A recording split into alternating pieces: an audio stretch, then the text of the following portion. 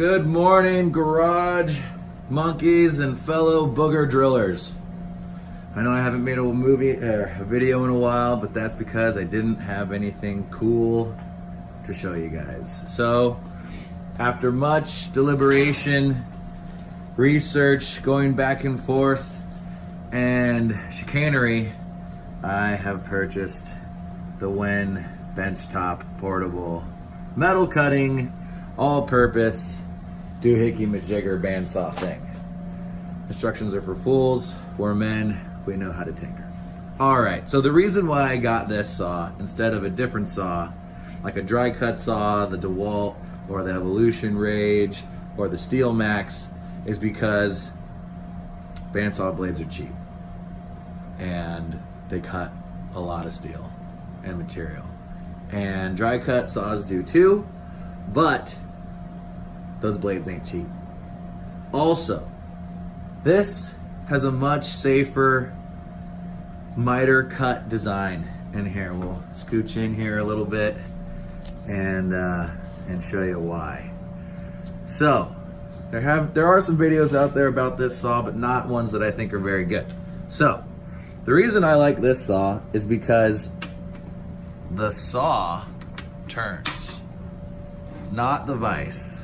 The saw turns, which means that your material in the vise stays nice and squaw, right? So you're cutting something, the material is going to stay in there nice and squaw.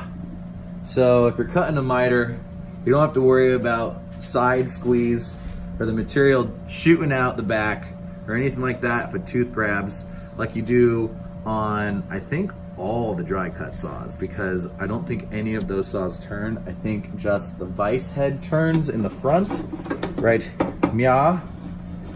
And I think that's a stupid, shitty design. Also, the other thing I like about this saw, before we get into the things I don't like about it, is variable speed right here. And you can do it while it's on too, which is cool. So if you think it's cutting too slow or too fast,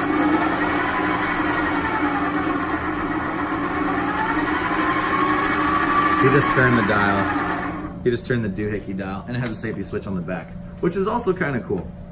All right, so those are the things I like about the saw. Also, the saw has a good cutting throat. It's pretty big. You can do some 4-inch material. I don't know who's doing that stuff in the fab world. If you're just building cars and hot rods and Jeeps and stuff and you want something that cuts straight, yeah, I think this is the saw for you. I got it from Home Depot. I did not get it from Amazon because Amazon has been screwing me on returning stuff, and so I'm kind of mad at them. And Home Depot has a great return policy in case anything happens to this, which by reading some of the reviews, people have had some things broken. Like on mine, this thing's already broken because it's plastic on metal, so the little teeth in here for adjusting the blade slide are fucked already after adjusting it once. But who cares? You just use a pair of pliers with some grippy teeth, get in there and turn the metal bit, and you can adjust it just fine. Not that you really need to. I've already made a couple cuts on this.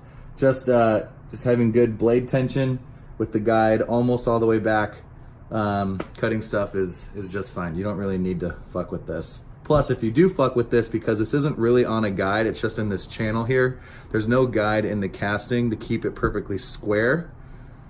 So if you do loosen this, then your blade angle gets fucked. And I think that's why a lot of people online are reviewing this thing poorly, because they don't really understand how it works or how to set it up correctly. Also, moving to some more detailed things that I noticed. The little doohickey weird looking tape measure thing for measuring your miter cuts, I don't think the scale's right on it. Let's see if we can get a little closer here. I don't think the scale's right on it at all.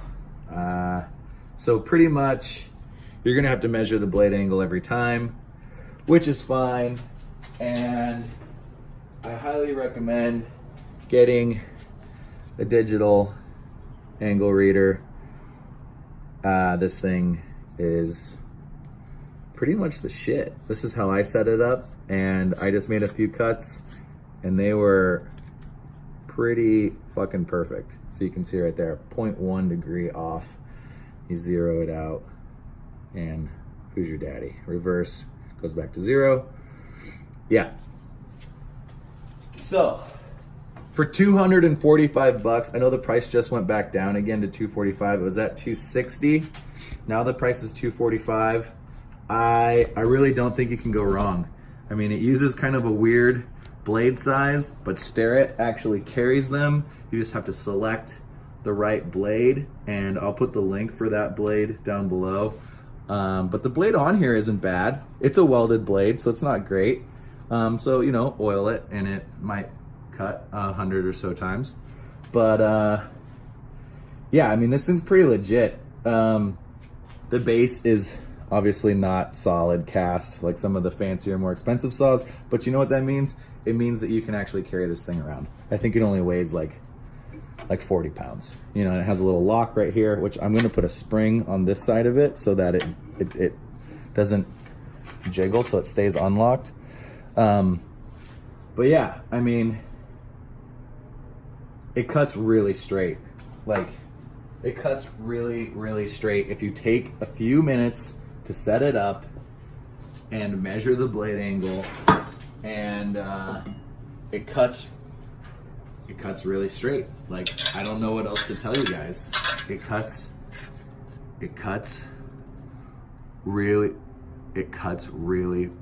fucking straight. And on the miter side, so this is a complex miter cut.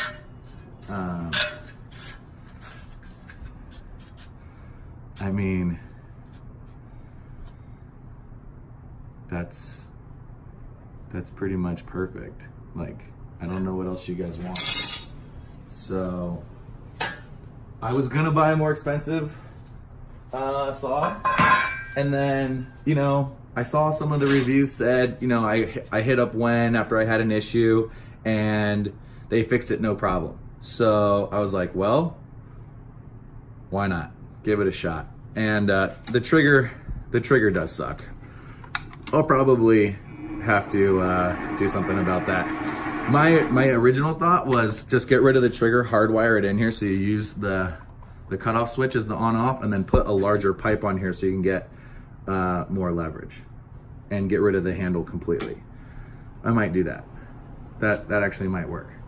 Other things people said, the motor sounds chintzy. Sounds like it's got rocks in the ball bearings. I don't think that's the motor. I think that's the blade. I think that's the welded seam blade going around the wheels. So people can calm down. It has a really good fan on it. It sucks a lot of air in here. Even when, I mean, this thing doesn't move very fast. So you put your hand over the fan and it's sucking in cold air. So I don't think it's the motor. I think it's just the blade. The bearings, you know, some people said that they thought these were only single-sided shielded bearings. We'll see. If they seize up on me, you know, I'll call WEN and be like, yo, send me some new bearings. It's got a warranty. Home Depot's got good product, you know, really good customer service. So another thing that people aren't talking about, and I didn't find anywhere online, is that this saw actually cuts not just 45s, but all the way up to 60. I don't think anyone's mentioned that. So if you're looking for something that cuts 60 degrees, this is your bitch right here. There are a lot of copycat saws that look exactly like this saw. Who knows who the original designer was, but they're all exactly the same. I even called a few of the retailers. I called Summit about the Bale one. The Bale one looked really nice. It had, you know, it had nicer switches, it had a nicer handle, it had a nicer base, but it didn't have a nicer vise. It had the shittier vise, like on the General International, whatever one, that's like a couple, like $50 less than this one, the one that Lowe's carries. I think that the WEN has the best vise. And for cutting stuff straight consistently, that's important. I can always adjust the saw blade angle. That's fine. The things I'm concerned about when I'm cutting stuff are how sturdy is the vise, and is there any movement in the saw mechanism. And this is loose right now because I'm pivoting it, but once you tighten it down, I mean, there's a little movement. No, there's no movement. I mean, no. Not enough to make a difference. And it has this nice big polymer bushing back here, which is nice. So I think and it looks like it keeps the, you know, metal shavings out of there and stuff. I would definitely recommend keeping it as clean as possible so that you don't mar up the base with metal shavings and stuff. So, you know, spray it down with air, wipe it down with a shop brush or whatever, and get one. I'm definitely gonna make some stuff with this thing. I like it. I'm pretty happy. I mean, it's not a super high-end saw. That's not what you're buying. It's $245, guys, but it cuts a hell of a lot straighter than you can with a Portaband, because I got one of those and everyone fucking thinks that those things are the fucking greatest. And I can tell you right now that they're not, because you can't cut straight with them, and the shoe on them doesn't let you cut miters. So when you try to, you're just riding on this edge over here, and then you fuck up a blade, and there goes 14 bucks. So whatever. And then people are like, oh, just use a cutoff wheel. Well, cutoff wheels are loud, dangerous, and not very precise either. So yeah, portable, benchtop, horizontal, $245 bandsaw that you can get $20 blades from Starret for that'll last, I'd say, at least 300 cuts. Starret makes good shit. Everybody knows that. So yeah, I'm gonna set up something to cut. We'll shoot that and we'll call this a wrap. See you in a few. All right, so we're ready to cut a 45-degree miter. This would be like for like a frame if you wanted to like, or build like right angle brackets out of, you know, angle iron for like a floating table or something. This is a cool cut. This is a very practical cut. So that's a little slow. This is not super thick. So I'll probably go like half speed.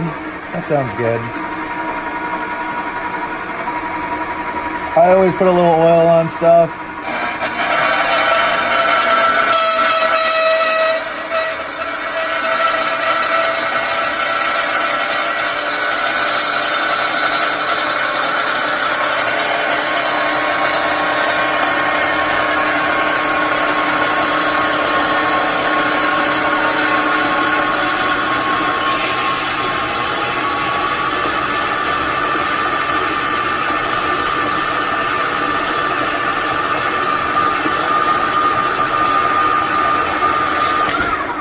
Bam, just like that. And the smoking, that's just the oil, so don't worry about that. Okay, let's check it out and see how good of a cut we made. I did remeasure just to make sure. And let's see here. Jesus, look at that. It's perfect. It's perfect. And on the front side, checking our miter, because this is a miter and a 90. It's a dual cut, essentially. That one's a little off,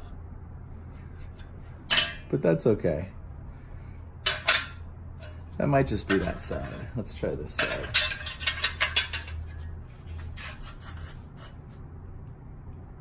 Yeah, that's pretty damn close.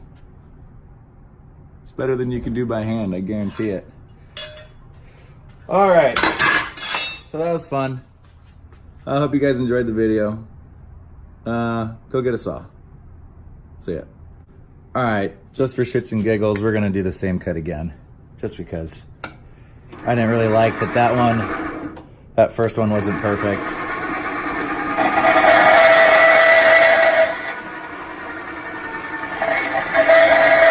So we'll go a little bit slower.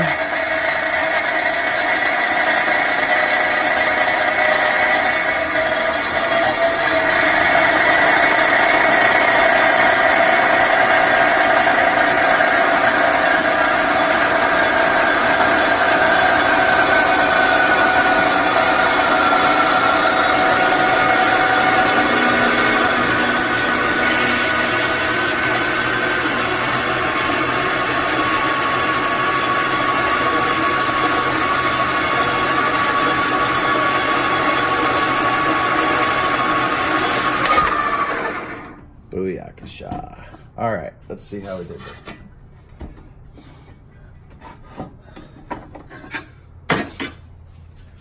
Apologize, I'm a little sick. So.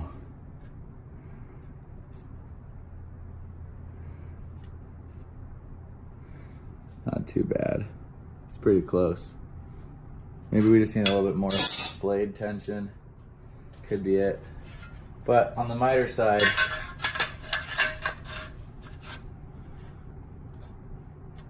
damn, look at that. It's all about measuring. Okay. See ya, fuckers. Okay, so I figured it out. It's the vise. It's when you tighten the angle iron, it bends. The vise has got some good grip to it. So when you put the angle iron in here, it's deflecting the angle iron. Okay, so the way you fix that is with a jig block. Just a piece of wood. That way you get even pressure, like schmo. And then put another brace back here. So then you push down, and you're gonna tighten it against the fence with a jig block. So this is something good. This is something I learned in woodworking, actually, because wood deforms too, not just steel, but steel definitely does. I mean, clamping pressure is one of the strongest forces out there, so.